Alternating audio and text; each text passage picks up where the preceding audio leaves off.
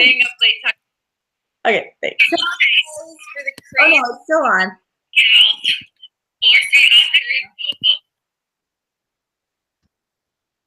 Did you get it? Sorry, we have to have the video up to see your comments, so that's why that happened. Apologize. Anyways, we apologize that we are non-tech savvy people trying to figure this out. Just bringing it real, right? Right. And for some reason, YouTube hates us, so we're not quite sure why, but they have banned us. And so probably for the next 90 days, we will be meeting on this channel until YouTube decides that we did nothing wrong and they give us our live streaming rights back. So. And next time I'll know what I'm doing a little better, I hope. So sorry about that. And Judy will be awesome. She is graciously giving us her YouTube channel until then. But we will try to post, and try is the premium word here, because we might not be 100% sure how to do it, but we will try to post these videos onto the actual Writing Gals site. But we will do the live video here. So tonight we're going to talk about ideas and where we get them, and how do you know if an idea is one that's going to sell. So let's start. I think both of us, all of us pretty much have read Susan Quinn's book. But I don't think it's out anymore. Is it out anymore? She unpublished it. Oh, I don't think I grabbed it before she unpublished it. Where she talks about writing for love versus writing for money. Why did she unpublish it? She just felt like keeping up with everything was a lot of work, trying to update it every time something changed. Yes, and as we know, in the publishing world, things change all the time. Yes. We are constantly trying to figure things out. And sometimes we're successful at it and sometimes we're not.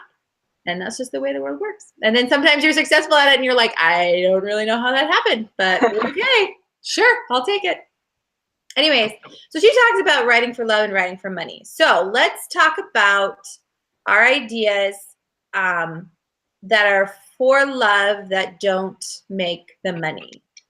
So let's start with Judy. But yours are for love and they make money. So why don't you tell us about that?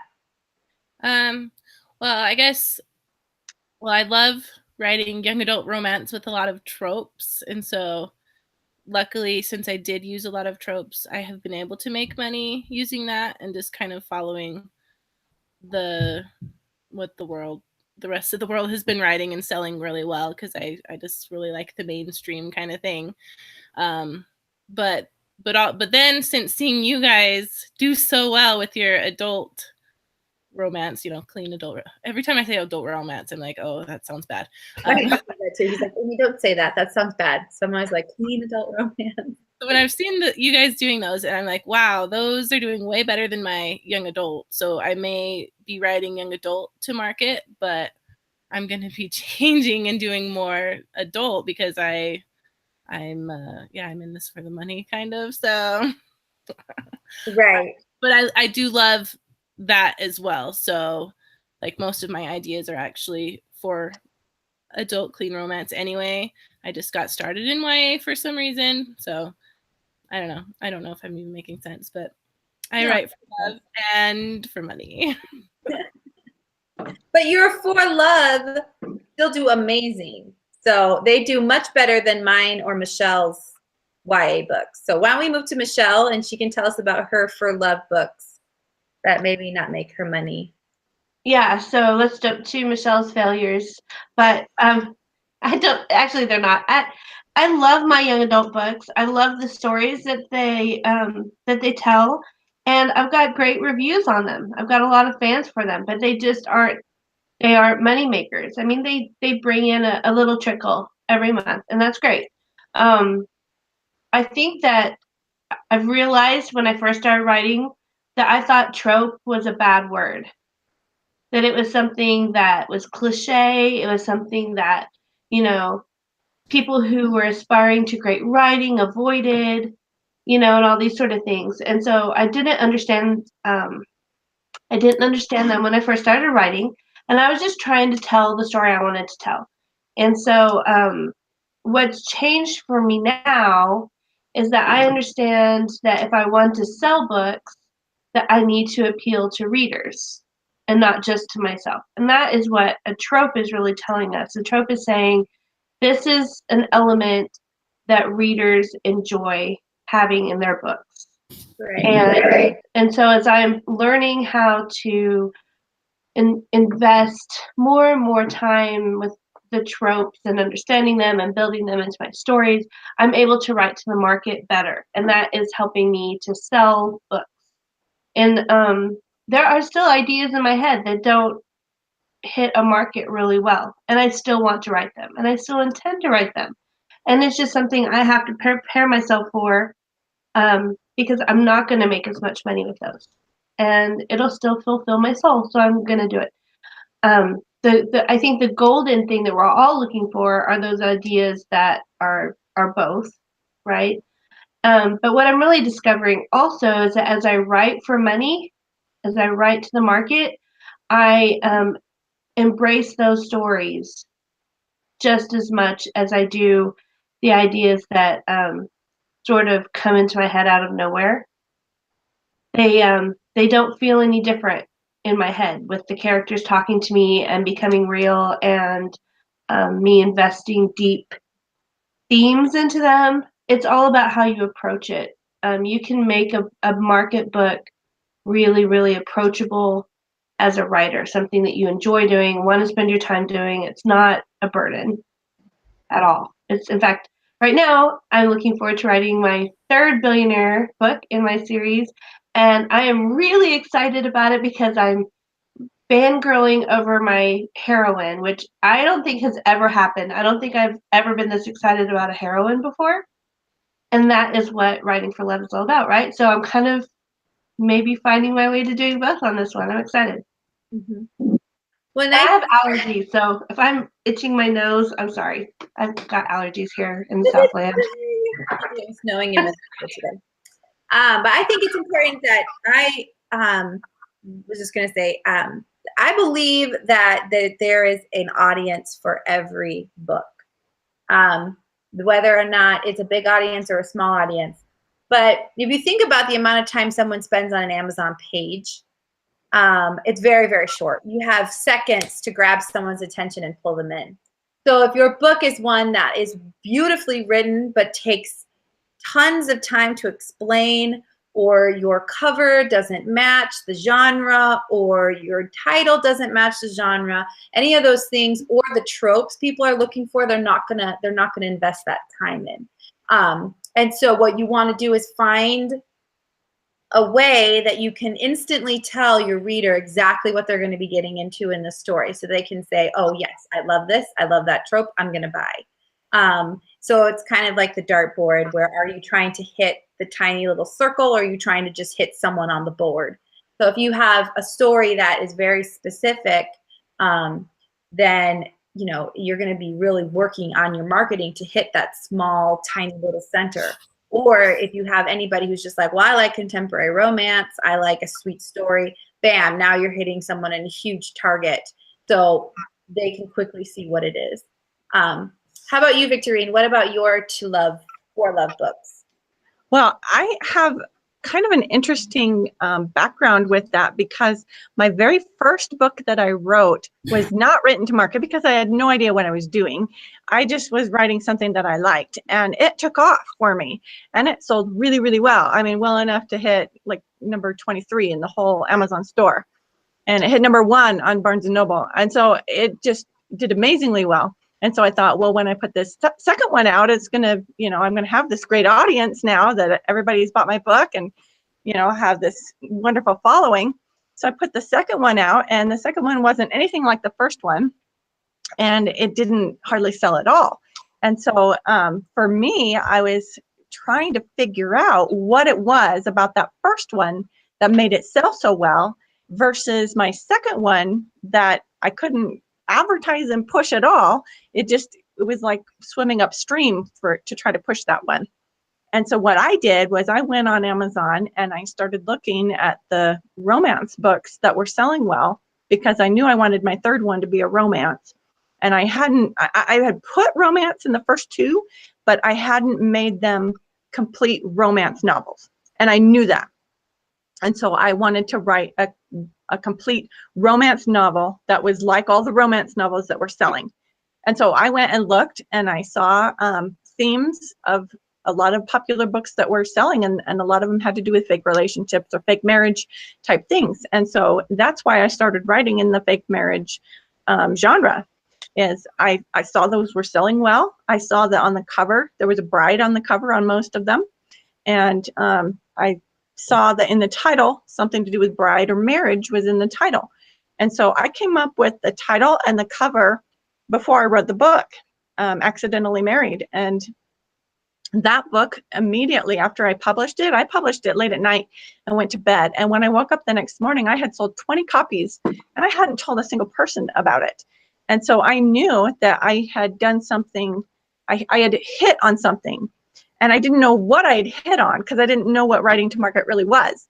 But I was doing it anyway without even totally realizing what I was doing.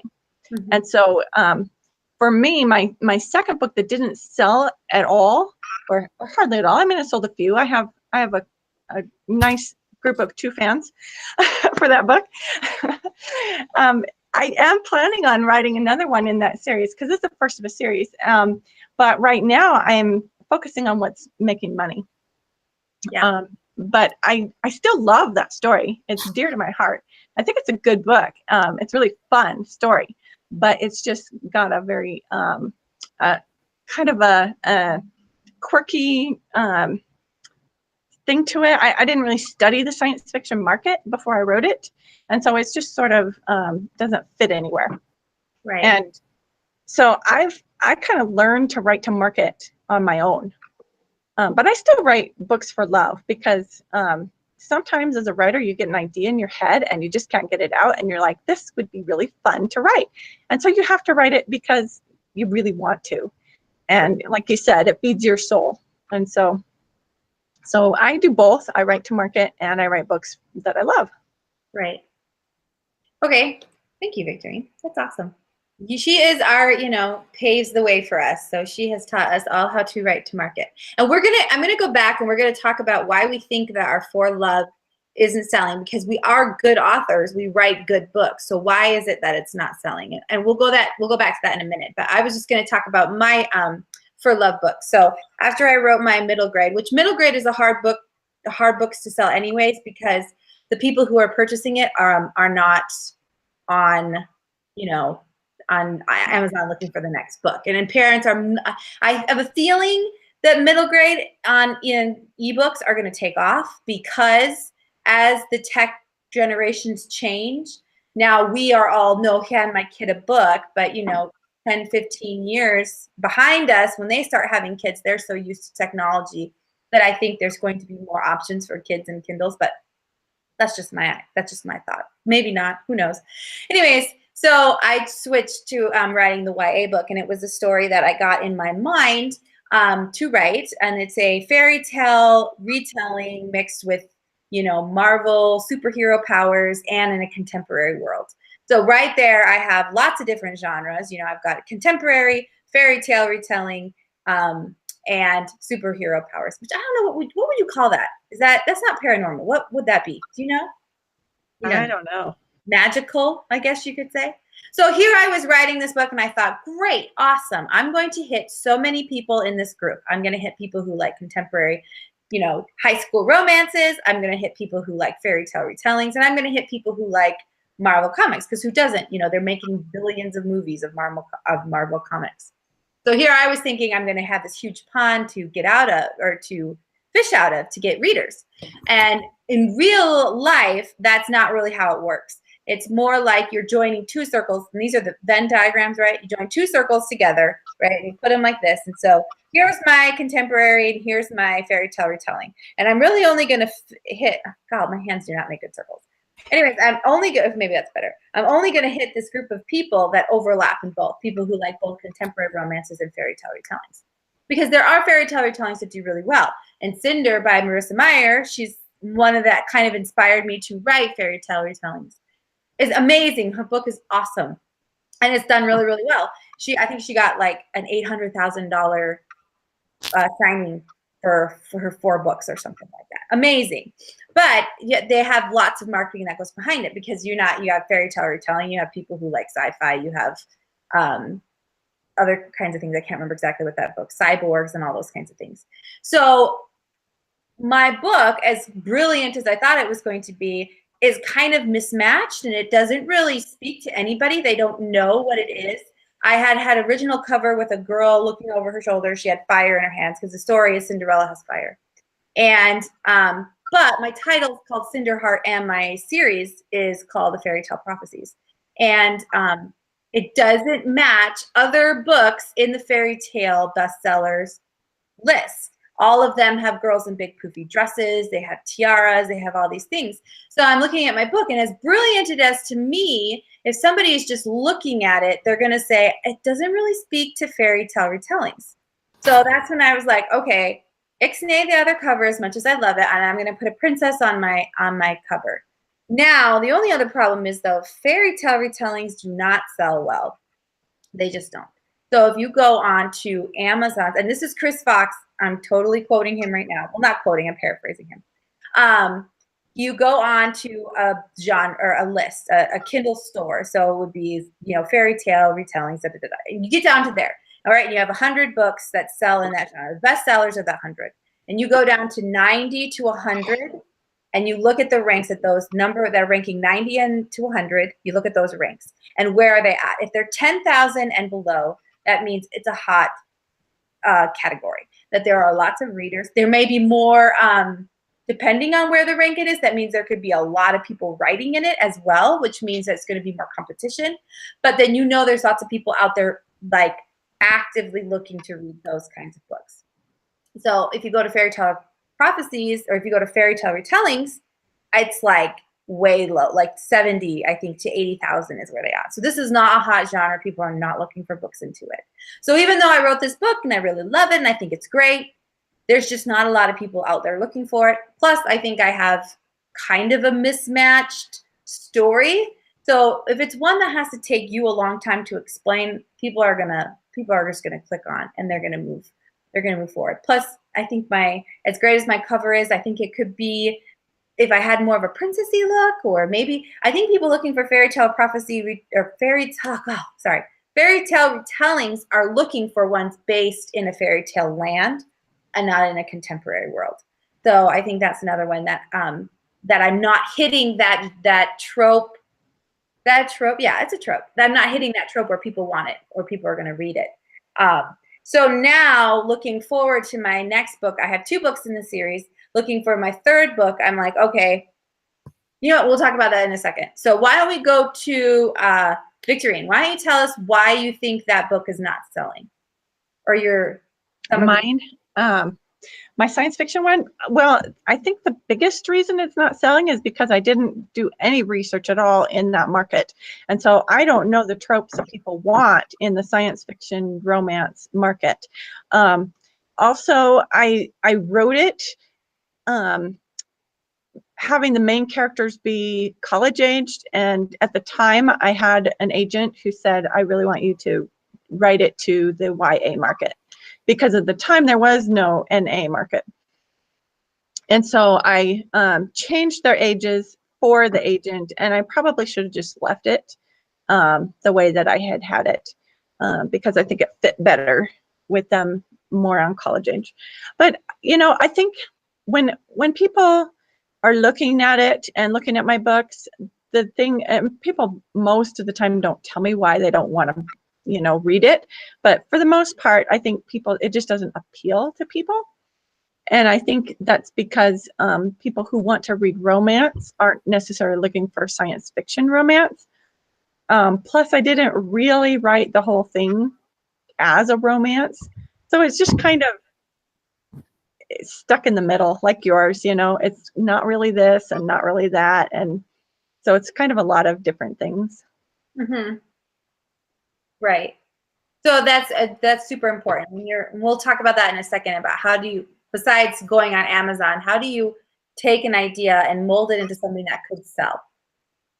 All right, Michelle, why don't you tell us? Okay, so my young adult book is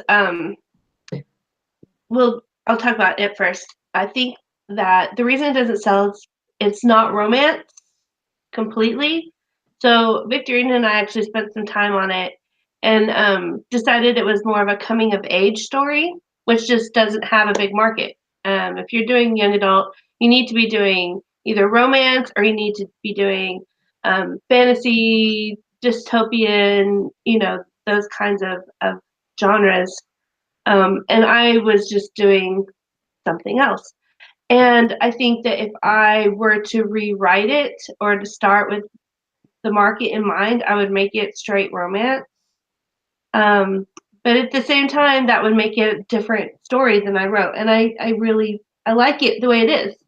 And so I know why it doesn't sell, but it doesn't mean that it doesn't have value where it is. So I think going forward, I would take an idea. If I wanted it to sell, I would take the same idea and I would make sure that I was writing it to the market that I wanted it to be in. Because at the time, I thought it was a romance.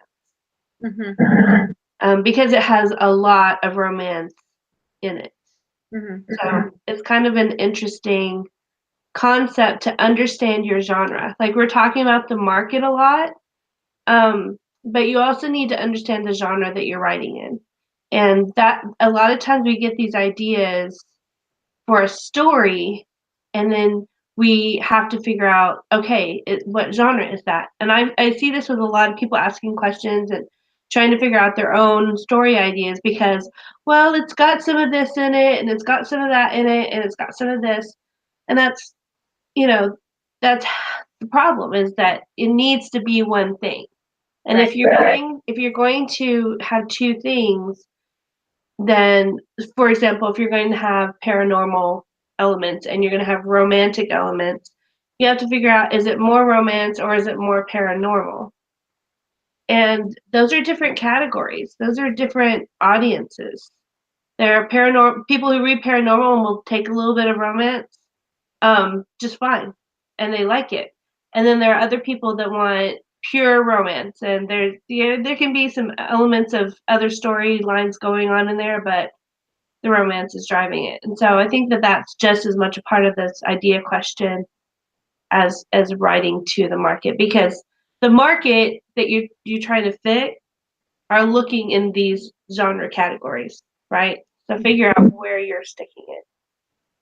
I don't know if that makes sense. So my young adult romance is kind of the same. My new adult romance is kind of the same thing, where it's very much a romance. I think it's more strongly aligned with the genre, but it's in a genre that is dominated by steamy romances, and it's clean. And I think it does probably have a little bit too much outside storyline going on too. But it's still a good story, and it still found good readers, and it's still gotten good reviews. It still brings in some sales, so that's just what it is. Right. And I'm happy to have it done. I'm happy to have written that story because I started writing it like 17 years ago, I think, and now it's no longer in my head. I finished it, and I've let it go out to live its life. It's one of my book babies out there growing up by itself. But yeah, now I'm learning when I start the idea, when I get the idea, I take it much more firmly by the shoulders and direct it where I want it to go. Right. And I think also that we have to keep in mind about the reader expectation.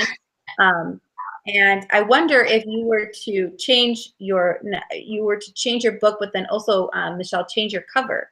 Because if you think about the popularity of books, people who like a book, maybe read a traditionally published book, and they have the expectation, like let's take Judy's books, for example, with the feet and the legs. That's a huge YA presentation of books right now, showing romance, boy and girl. It's a huge, and now if Judy decided to do something completely different, I wonder if her books would sell, or if my books would sell so well if I didn't put a bride on there, if I didn't put a handsome looking guy. I mean, your reader is going to look at a book and say, automatically is going to put that book in a category and say, yes, I like this book because there's a handsome guy on it, or there's a girl in the brides, or there's the two legs. So there's that reader expectation as well I was reading a poll where somebody took and they said, they asked, what makes you buy a book?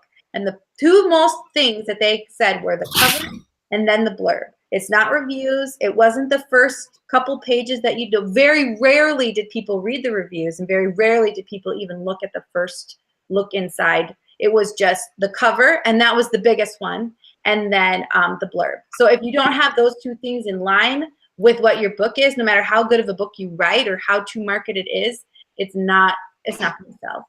So, Judy, why don't you tell us, well, I kind of did. Why don't you tell us why you think your YA books sell so well? Not only sell so well, but your books stick so well. That's what I just find amazing. I don't know. I can't really be sure. But I think I do use AMS ads all the time, which might help. I don't know.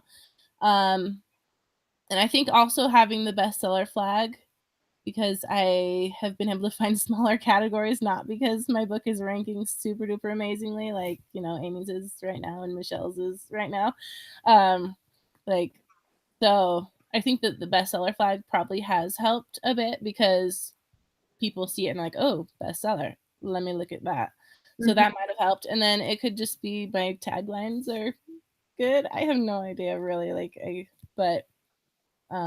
yeah, those are the things that I've done. And then I do, in the back of my books, put, like, in the back of Don't Forget Me and Meet Me There, I have the first two chapters of, because those are both in a series, and so I have the first two chapters of the other book that's in the series, in those. And so that's probably helping my sell-through rate, which keeps the rank up. Yeah. So what made you decide on that cover? Was it other YA books that you had seen? Victorine is just a genius. So she came up with my my first cover photo all on her own, and then that for Don't Forget Me, and then I of course decided we should just keep going with that because it's working, and you want to make the series work. And so then I looked around and I found the cover photo for Meet Me There, and that one. Yeah, and I think if Michelle and I did take the time, and Victorine, to put ads on these books, I really think they would sell better. But our goal is to find books, write books that are to market, that sell on their own without a whole lot of push from us, and a whole lot of money, which is kind of good and kind of bad, because when it comes to tax time, then you're being taxed on way more than if you had that for a deduction. But yeah, but like with my AMS ads, like the most I've ever spent is like $60 a month. Okay. So it hasn't been too bad. I've made it, so it's been fine. So I'll keep with them. Yeah. Keeps them visible. I know when I'm looking in the also bats and I see that orange flag, I'm very much intrigued by that. It's very catchy. And I've noticed that the new or number one new release, it does not get one on the actual thing. So it makes me really? sad. But, so if you're a bestseller in a category, then you get it. So I was like, but that's okay. I keep like scrolling by and being like, oh, I have a yellow flag. It probably won't last very long, but it's very exciting. Yeah. Well, and sometimes it takes a while for them to show up other places, so it still might. Oh.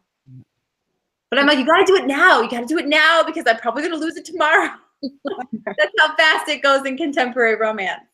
Sometimes it depends on which way you're viewing it from. If you're viewing it from like your phone in a certain, I don't know, it's just where it switches over. Yeah. Okay, so now we talked about things that don't work. Let's talk about, you have an idea. You want to write a book. How do you make it to market so you know it'll sell? And you still kind of stay true to your idea. So let's start with Victorine. Well, usually what I'll do is I'll kind of brainstorm this idea that I have and kind of bend it and twist it to what I know the market will buy. So for one of my books, I had this idea that I wanted the fake relationship trope, but I didn't want to do it exactly as the market wants, which is she and the protagonist are both in this fake relationship. I wanted her fake relationship to be the reason why she and the main male character can't get together. And so what I did was I just stuck in other tropes that I knew sold books in the romance genre. So I made him her brother's best friend from childhood, because that's a major trope in romance. And a lot of people love that trope. And I knew that that would sell the book, and not specifically the trope that I kind of messed with and changed.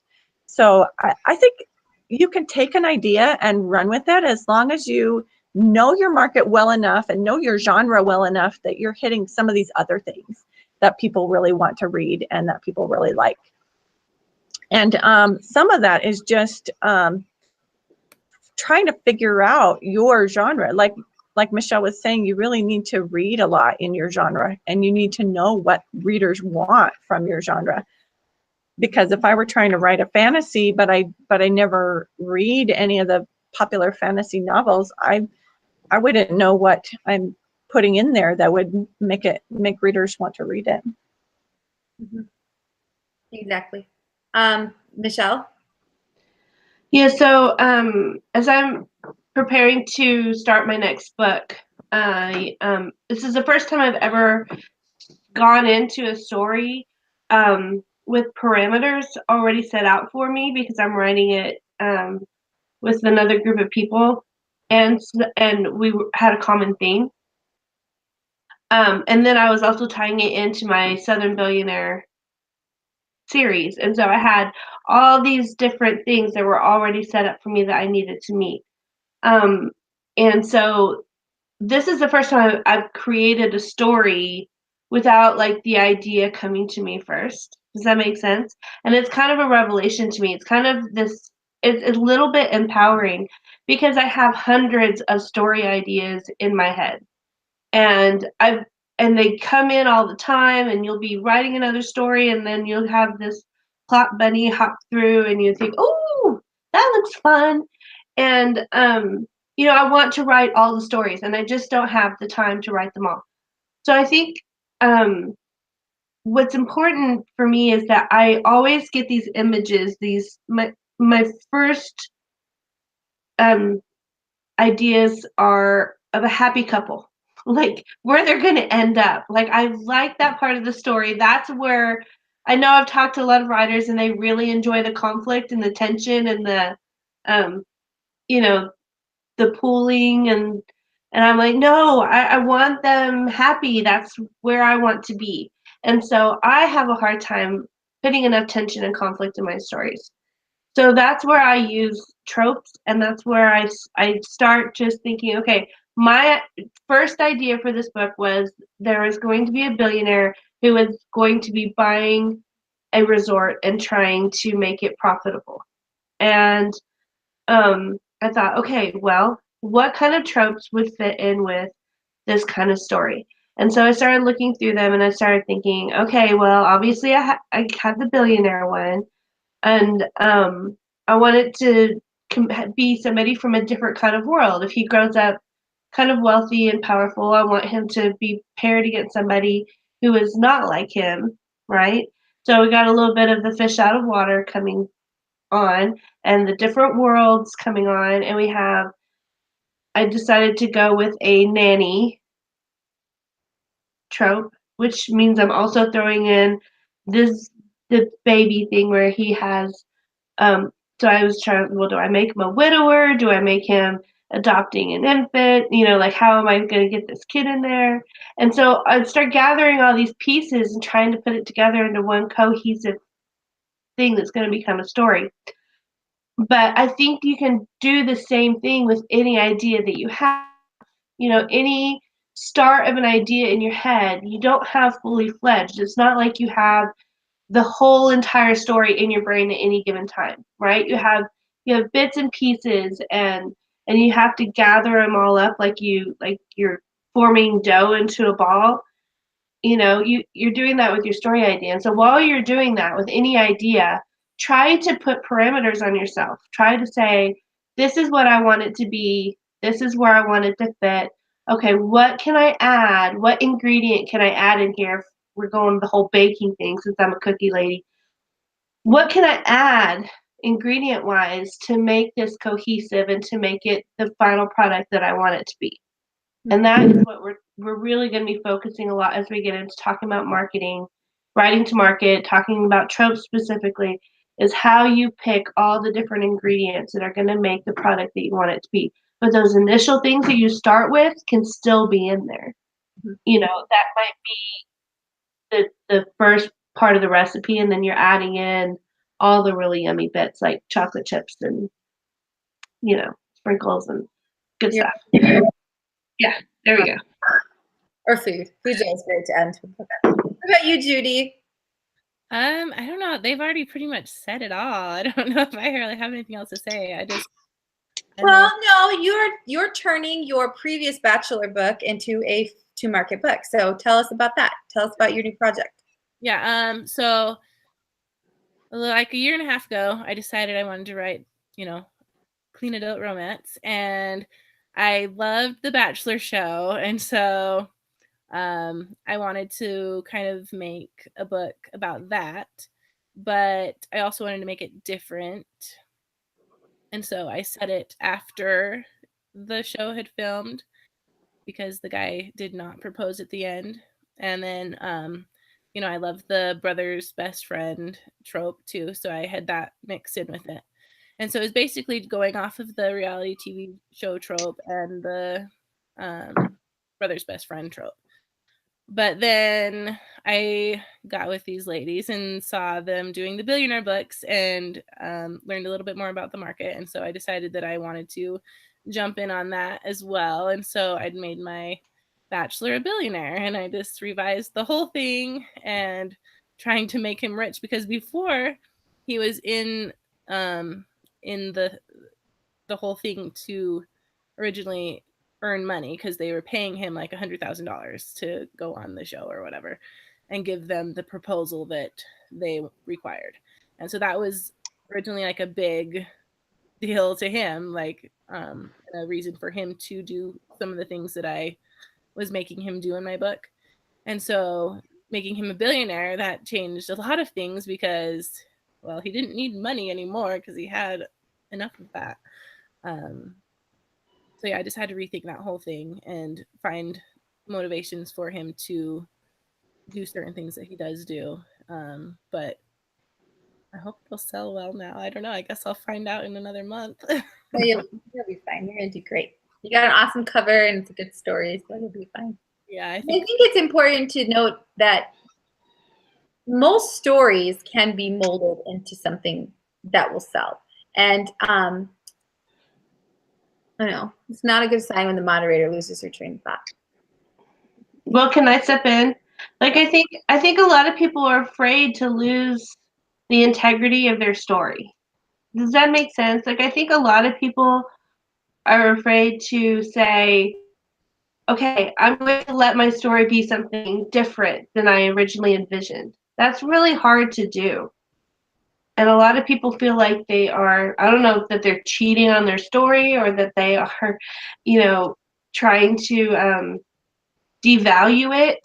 But we have to remember that there are two sides of this business. And one of them is the art side and one of them is the selling side. And we need to be able to go into the art part of it with the business end in mind, or we're never going to be successful there. But that doesn't mean that the art has to suffer. It just means that it might change or it might be different. So a lot of times, what I say is if you feel really strongly about your story being a certain thing because it means something to you that way, to go ahead and write it that way for yourself and let it be its thing, and then you can change it for the market. There are a lot of people who write books just for themselves and never give it to anybody else. You can do that too. Just find a way to make it so that you can change your stories into what will sell, if that's what your goal is. And maybe it's not. Maybe there are people here who don't care about ever making money or don't care about selling. But if that was the case, I don't know why they would be publishing it. I think we all want to find readers. I think we all want our book to be in the hands of as many people as possible. Otherwise, it would stay on our computer forever Right. and never see the light of day. Right. Well, I think it's not every story is not a quick cut, and it's not supposed to be. So when we say make your guy your main male character a billionaire, there are so many avenues you can take with that. And even in my 5 billionaire books, my first one, he was a real estate billionaire, and he kind of was a billionaire. He'd been a billionaire for a while. My second one was a Christmas book that I started writing after watching all the Hallmark movies and being like, oh my gosh, I could totally write a better story than one of these. So I started the book out, and then I had a couple chapters written, and then I started the billionaire. So it's like, I'll just make him a billionaire. But how do you revamp your story into making him a billionaire? So I was like, he'll be one that has just come into money. He just finished closing. His dad passed away. He inherited all of it.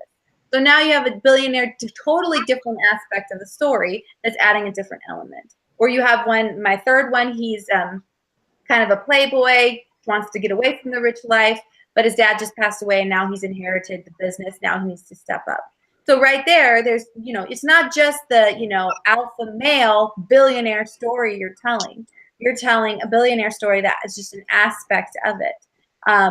But it's a hot genre and people will read more of it. So if it's in the title and it's part of the book, because you can't just forget that they're a billionaire, you have to make it believable that they are one. You can mold any story around that. And the other one is my marriage book that's just came out. I was just going through the trope list and thinking, okay, well, what can I add? Oh, I'll make him a cowboy. But it is a hot trope, so I want to showcase that not only along with the fake marriage, but with the cowboy. So I had this story of the perpetual bridesmaid and the perpetual groomsman, or that they just keep going to these. Well, for her, she ended up being more the perpetual. She just keeps going to these weddings and she can't find anyone to marry. That's how it started, and then it molded into what it became. And then for my YA book, so now I have these 2 books, part of this series. They're not selling. Fairy Tale Prophecies not selling very well. So now I have this 3rd book that I want to write. It's a Beauty and the Beast retelling. But now I'm like, okay, I need to stop and I need to look at what's selling, because it doesn't do my books any good to have them sit and disappear into Amazon oblivion. I want people to read my book and to enjoy them, because I think good literature is important, and I want people to have the feelings and the ideas that come in my story. I want people to read them. So now I'm like, okay, take a break, look back, and say, what can I do to change the story? Well, Beauty and the Beast is all about paranormal romance, right? Shape-shifting, changing into another animal. So then I was texting them one day, and I said, what if I changed my Peculiar Beauty into a paranormal romance, which means my cover needs to change. Probably my title of my book needs to change. I could probably keep Fairy Tale Prophecies to keep the series, right? But everything else about the book has to be shifted away from the magical fairy tale thing, and it needs to be showcased more as a paranormal romance. Because if you look at YA, paranormal romance is a hot genre. And there is not a lot of clean paranormal romance, especially if you get into the adult section. But it's hot. People like it because it's, Twilight and all those other books, stirred the feelings in people, and they really like that. So that's me just saying, I have this book, I have this story idea, I want to write it. How can I change it so that this aspect of the book becomes a little bit more predominant, so that when I go to market it, then people know exactly what they're getting. It doesn't help you to write one book and then to do a cover and do a title and a blurb about that book, but it doesn't match up. And one example is myself. My first book, it's kind of a fake relationship book, but it's not. It's only like the first 2 chapters, and then the rest of the book is nothing about that. And I had said that in my blurb, and I actually got a review where someone was like, well, I picked up this book because I love the fake relationship trope, and it didn't happen. And I was like, that right there, I am not meeting my reader expectation by making that. So I just deleted that sentence out of my review, or not out of my blurb. So now when people go into reading it, they're not expecting that trope there to carry it through, especially if it's one that you say, okay, this trope is in here. Because then people get angry with you. But every story can be molded into one that has more. You just have to figure out, okay, which one am I going to focus on, and then have that be the focus of your story. Okay. I think we have some questions. Yeah, do you want to do some questions? I think that's it. Go ahead. All right. We have a question. Kristen says, When you write with tropes, are you ever worried that your story will seem too much like something that's already been done? I worry about seeming to copy someone else or copying someone without knowing it. You need to watch the Studio C clip about tropes, because you will learn that every book has already been told and they all copy off of each other. Was it Star Wars? Harry Potter is a ripoff of Star Wars, which is a ripoff of Lord of the Rings. I mean, it's Yeah, I think it was Harry Potter and Lord of the Rings. They were making fun of being so similar. But I think the question is valid, though, because you can end up writing a book that has so many little details that are the same as another book just because you have that in your head.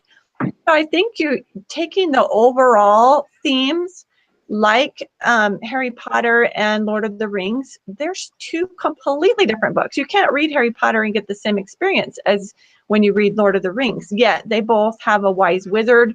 They both have a dark lord. They both have a quest.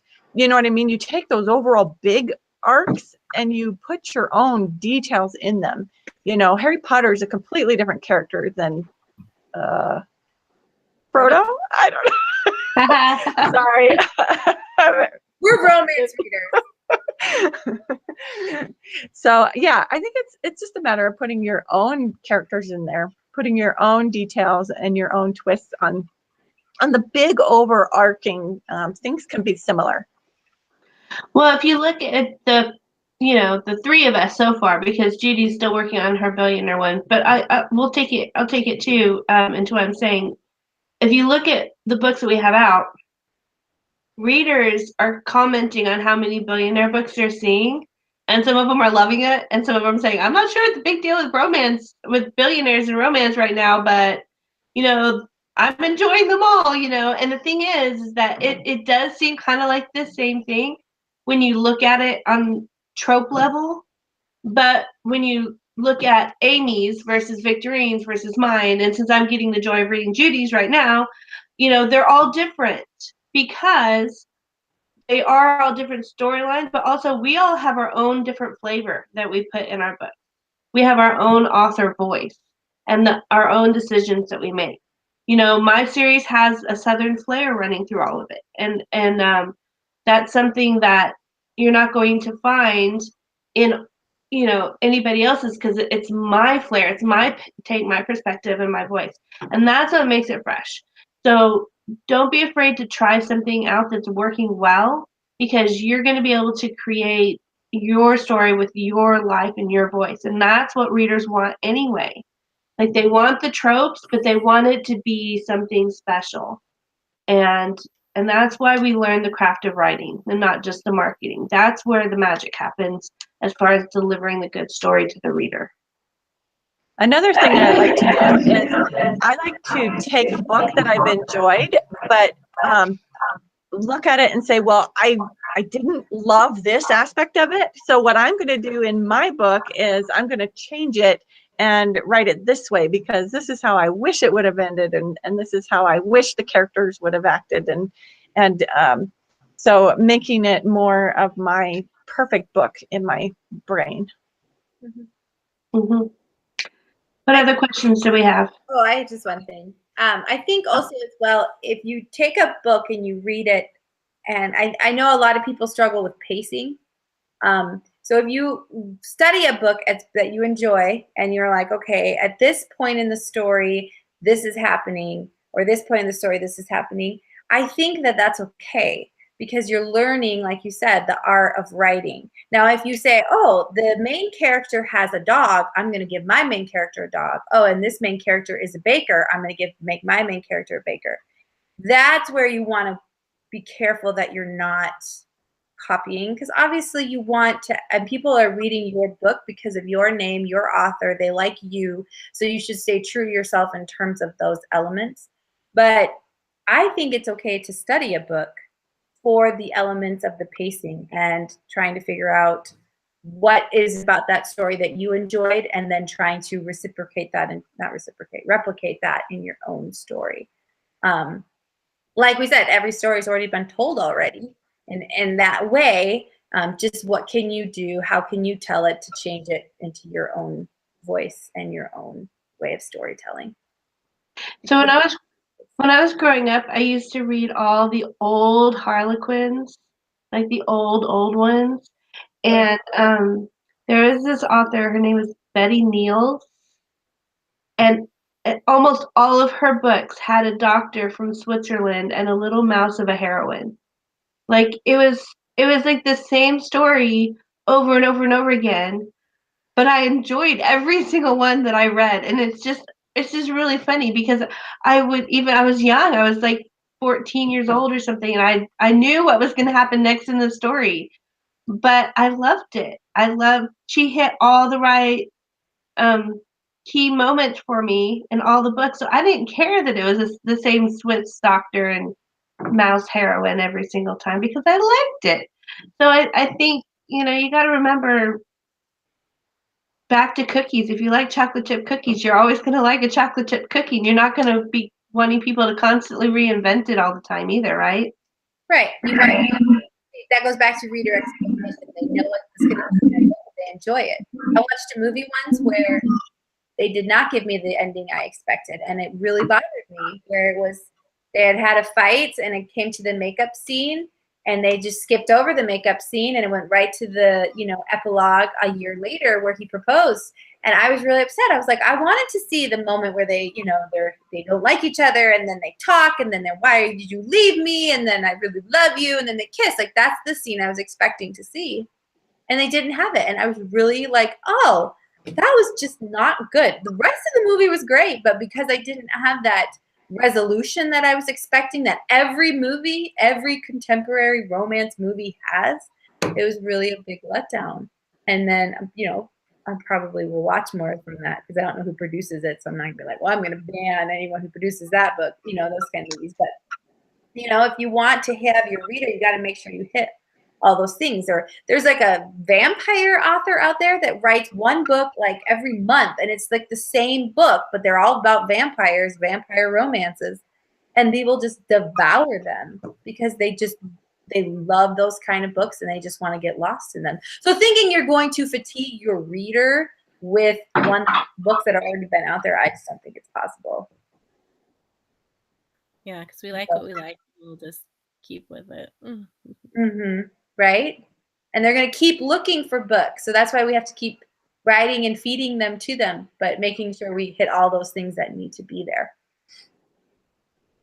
All right, we have another question.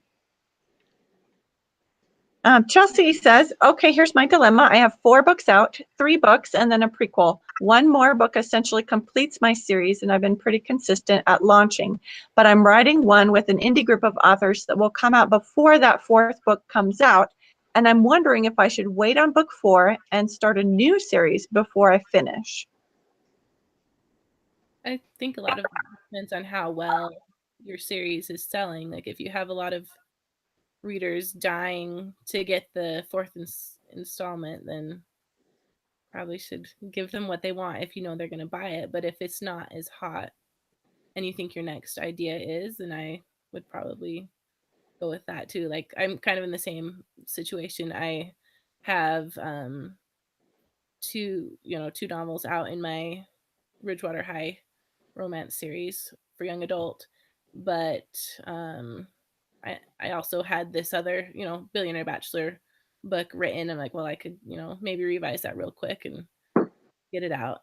But then I'm also like part of another group that is doing a series together, and that is coming out in like September, and I'm a slow writer, so I know I have to get that one started next instead of finishing off my Ridgewater High series. So it just depends on what you want. You think it'll sell or not, and I don't know. I can't really answer that, but I'm kind of doing the same thing. So I kind of think I would try to finish the series just to close that book and because you could also lose your readers' interest in it if you wait too long.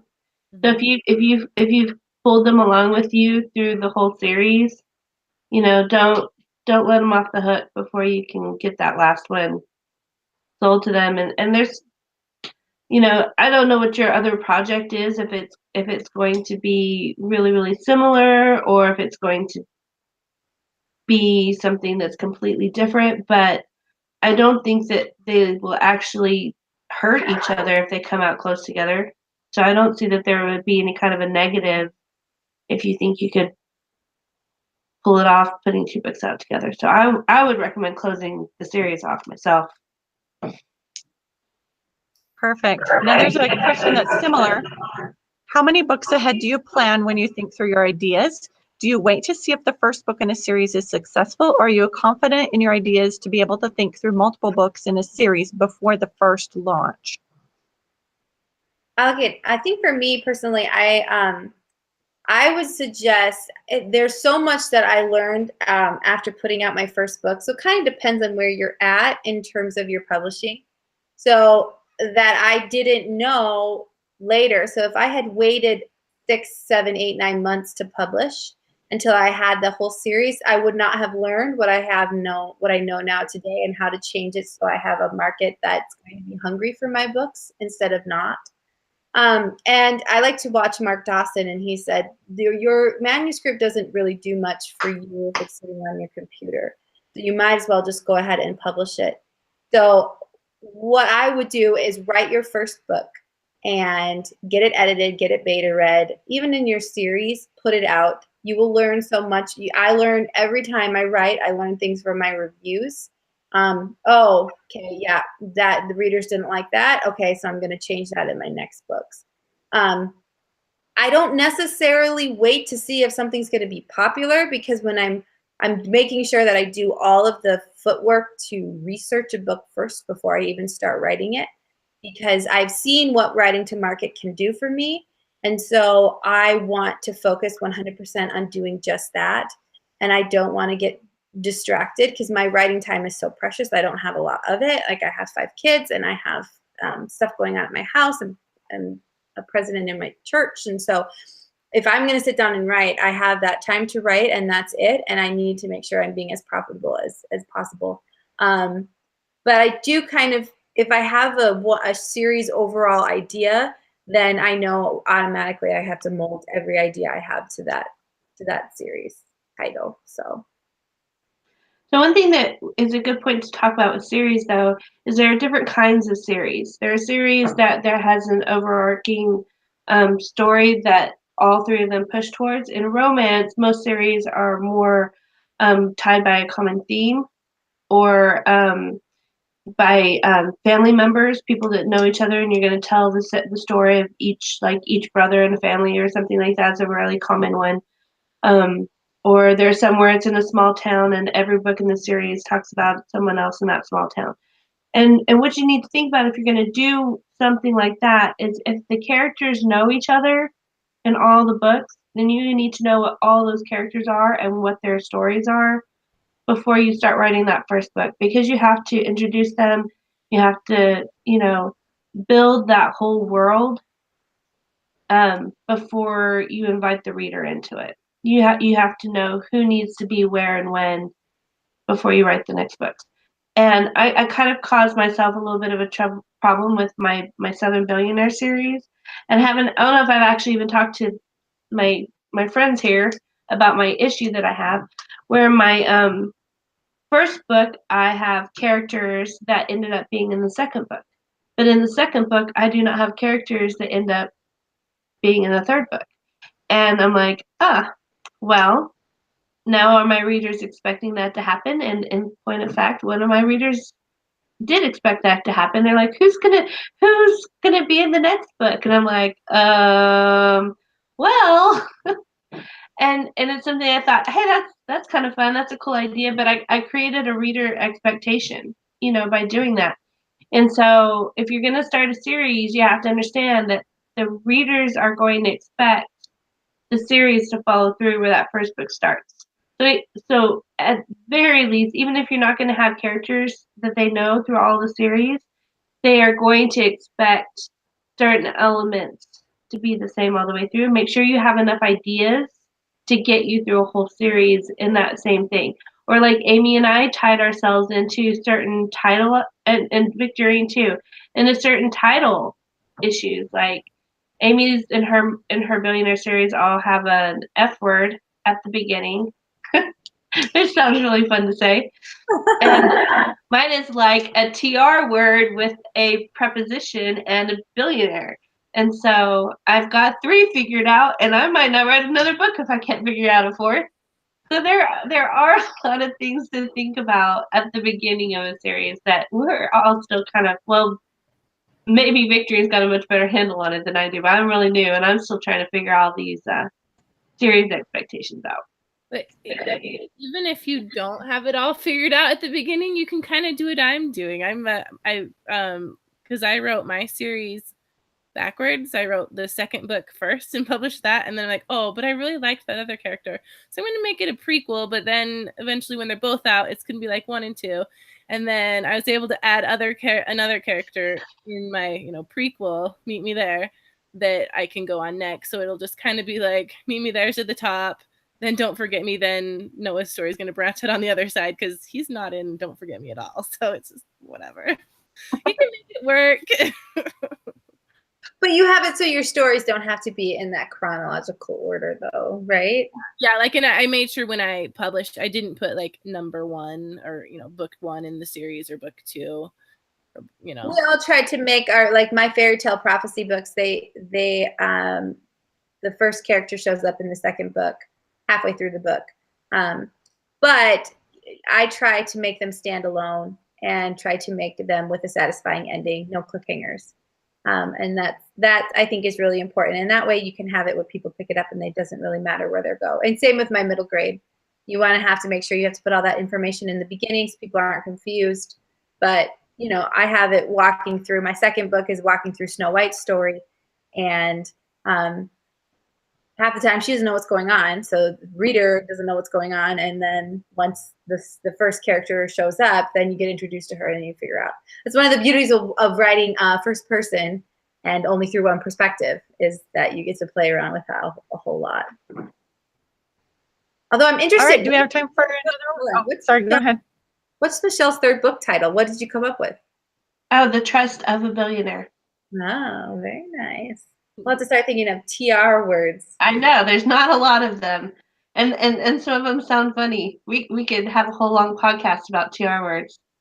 You can have a good one. Post it up. Michelle might use it. That's right. If it sounds like The Trouble with Billionaires, The Truth About Billionaires, or The Trust of a Billionaire, come on, give me that 4th title idea. I'll write a whole book around it. Perfect. Awesome. Everybody's thinking. All right, do we have time for another question? Sure. All right. Amy, you kind of touched on this a little bit. How do you know if your particular genre or trope is oversaturated on Amazon? How do you know if it's oversaturated on Amazon? Well, I think it goes back to the fact that I really don't think it can be oversaturated. I think it could be, we had a perfect word for it. Michelle looks ready to say something, so I'm just. Well, it can be more competitive, right? I mean, it's harder to get to the top of some categories because there are so many people writing in them and doing well in them. I think oversaturated means that there are more books than there are readers for it, right? Yes, I think you're right. And so I think you just need to look and see, like Amy talked about, how the books are performing in a certain category. If you can see that there are lots and lots of books in that category, because like if you click on the category on the left sidebar on Amazon, it'll tell you this huge number of how many books are in that category, like 20,000 or 100,000. So you can see how many books are in a category, and then you can see how well that category itself is performing with the trick that Amy showed you. And that'll help you to understand if there are as many readers as there are writers. Just try and find one where the readers are as voracious as the writers are abundant. Perfect. All right, one last one.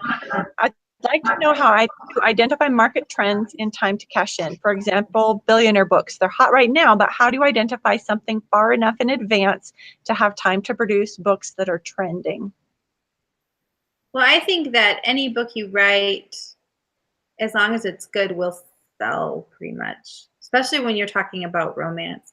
I was worried about a marriage series because I thought, oh my gosh, this has already been done. Victorine said, what, 5 years ago, that was the hot genre people were in and looking for. And now it's to date my best-selling book I've ever had. So I think going with classics is always good. Going with what people know, what people like. Billionaires are hot right now, and they are performing fantastically. So you're good to see if you wanted to go in there. But I think, yeah, you write a good book and you put in those tropes, people know that you should be fine. I don't know. That's kind of a. And then you can also go to your genre list once again and see, you know, what's selling well in the new release categories, as well as what is top of the category.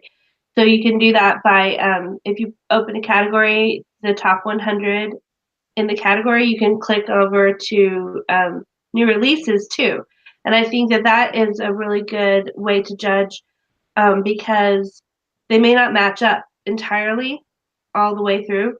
And so you can kind of see what sticks around, what keeps coming back. If you look in Clean and Wholesome, which we're always looking at, there's a lot of Regency romance. There's a lot of mail order brides. There are a lot of cowboys. There are billionaires. And there are a few random things here and there. There are also the biggest books in Clean and Wholesome right now are deck chairs on a cover, which I find interesting. Like, besides Amy's book, there are 2 books with deck chairs on the cover, and I'm thinking, well, how do I jump in on that? I've been meaning to go through and really check those out a lot. But yeah, just be really familiar and watch all the time. Click on it all the time, especially when books move up and down every day. But if you can start to watch trends and monitor what keeps coming around, it changes over time, which ones are more popular and which ones aren't. So you just have to be a business person and go on there and monitor it all the time. Stay on top of things. And it's not like billionaire books are the only thing selling. I mean, Mm-mm. there's tons of tropes selling really well, you know, and billionaire books, they've been popular for years and years and years. It's not like just now they Decades. came about. You know, I think the next big trend is going to be bazillionaires. Nice. You heard it here first. All right, let's see. Do we have time for another one? I think we have one more. We're just gonna go What? further. Yeah, We're let's just staying go up on till late. tomorrow. That's what we do. What are the main things you need for a premise? Also, how do you plan your series as far as ideas? So can I say something back to the last question? Sure. I think also as well, looking at the time of year. So I really wonder if my wedding book is doing so well because we're coming into the spring and summer season, and that's what everybody is thinking. To me, I don't know why, but the Billionaires books seem more of like a winter type book, and that, I don't know, that's crazy. Maybe I'm crazy, but I'm like, hey, that's kind of where everyone's thinking. And then Michelle knocked it out of the park with her book. So why don't you tell us about that? Are you talking about my Christmas one? Yeah, so I released a Christmas book and it just went crazy, didn't it? Like, just Yeah. boom. Of course, if I released that same book today, it would do the same thing. So we'll have to experiment. So when my next billionaire book is on the beach and it's going to be published in May, heading into summer. So we'll have to see if that holds true. Mm-hmm. So how do we determine our premise for the book? So, you know, or what goes into a premise. I think the premise has to do, in romance specifically, what is going to pull our characters together and what's going to tear them apart. That's what your premise is in romance, right? Like, you have to figure out what's going to put your 2 characters together, and that's the premise, like that brings the story here in front of you, and then the conflict is what drives it from that point on, right?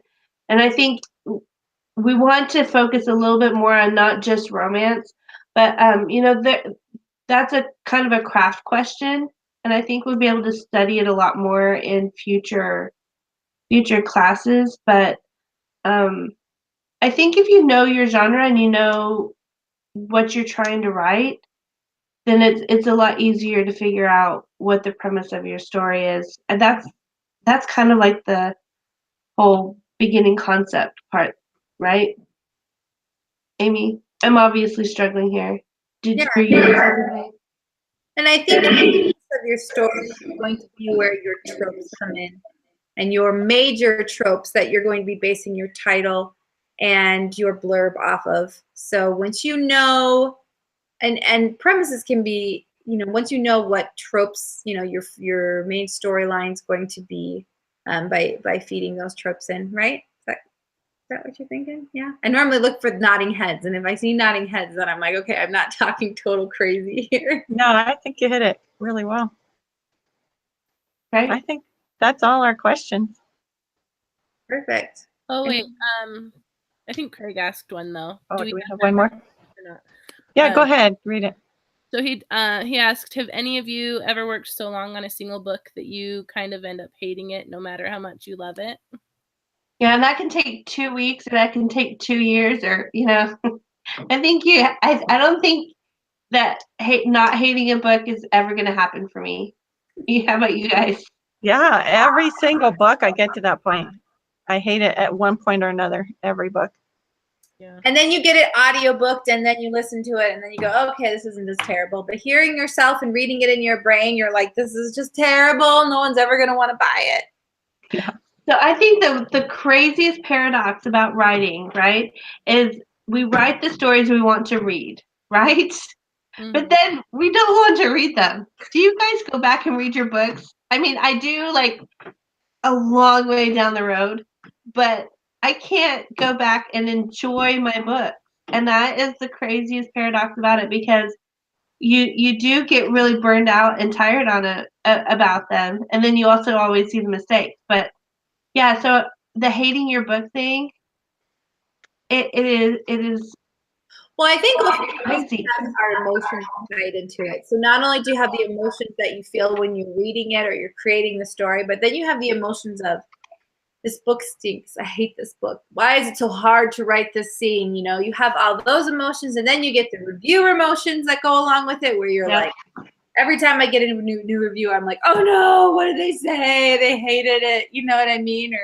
And so it's just, you get all of these things wrapped up into this book. So you're not just, enjoying it for what it is and then moving on. You're like, yeah. But while you're creating it, or especially while you're creating the good scenes, it's very enjoyable and fun because you're playing it in your mind. But then you have to also mold it and shape it and do all those things. It's like raising kids. You have some good stuff, and then you're like, oh, why am I doing this? This is so terrible. Yeah. Michelle, Craig has given you all kinds of ideas. The travels of the billionaire, the trachea, that'd be a medical romance, the tropes of the billionaire, and he said the trouble with billionaires. Yeah, well, I've thought of the tricks and the trials and the training of a billionaire. I mean, hey, that's just an athlete. You could have in trading. The training of it. It's just so many of them can sound steamier than I want them to. Tripping the billionaire. Tripping. The trip over a billionaire. We have to figure that one out. Well, post them up. Post them on the page. All right. It is late, and we are starting to get a little loopy. So we're clearly getting to that stage. So if you guys want to join us on our Facebook page or group, please do. It's a fabulous group that's growing every day. Very exciting. We're excited to have you there. We share lots of numbers and tips and tricks and processes that we're going through right now. Whether or not they are useful or not, we'll see. But join us on the Writing Gals group. We will accept anyone that wants to come. And then join our website. Check out our website, thewritinggals.com. You can see links to our Amazon pages. I don't know if we're ever going to try to link Amazon stuff to fit YouTube anymore, because I think that's why they hated us. Yeah. Like, seriously, of all the things that you can watch on YouTube, you're going to ban us. I don't know. I don't know. Don't pretend to know. Hopefully they don't ban us for talking bad about YouTube on YouTube. We're trying to make nice with them, Amy. Watch out. We love you. We'll just make another channel. We're gonna beat the system. Anyways, Find our author pages. A few of us have new books out. Mine is called Marrying the Cowboys, first start of a fake marriage series. Please grab it today. It's a fabulous book. Just don't talk about my editing in my reviews because I will punch you, I think. It's definitely too late. It is I will pay money for an editor, and it is my fate to get reviews like that. I just don't know. I don't know. But go ahead, Michelle. Tell us about your book that you just set out, and then Judy. Then we'll see. Yeah, I've got The Truth About Billionaires is out today. It's been out for a few days now, and it's really fun. I'm really, really excited about this one, and I'm absolutely in love with the cover on it and the characters. So I actually think that this is the book I hate the least after finishing. Maybe because I got it done faster than the others. I don't know. But yeah, I'm really excited about it, so I hope you guys will check it out. Yeah. And mine is Meet Me There, and it is like a mashup, like a teen mashup of You've Got Mel and How to Lose a Guy in 10 Days. And I love it so much. And it has like a little British twist on it, a fake British twist anyway. So yeah, get it. I love it still. So you're not like me following the guy in Home Depot around that has a British accent, wanting to see if he can help you find something? I have I'm Siri, totally guilty. Siri on my phone is set to a British male, so I like British and Australian accents. Victorine has a new book coming out very soon, a nonfiction one. Yes, How to Write Romance. And I used one of my books as an example. So I basically just go through my book and interrupt myself and tell you what I'm doing and why I'm doing it. So that'll be out soon. And it's awesome. I read it last weekend. It's really good and really helpful. And I'm going to be reading like the first few chapters over and over again every time I write a book because it's like, oh, I just needed that. So, oh, good. Awesome. I completely forgot I'm supposed to be beta reading that. So I will get that to you in the next day or two. Awesome. Thank you. I think my release got crazy. All right, guys. Thank you for being patient with us as we figure out this whole YouTube world. Hopefully we will do nothing more to upset the YouTube gods, and that we will be able to figure out this whole channel process. But we're grateful that you stayed with us and that you showed up and took views. And we'll see you next week where we will announce the thing. But it will be on Thursday. We had to scoot up till Tuesday today. So next week it will be on Thursday, same time. At this channel, I'm guessing. If not, we will let you know on the Writing Gals Facebook group. And I won't post like a billion links again. I'll figure it out next time a little better, I hope. So We'll figure this out. Yeah. All right. Bye, guys. Yeah.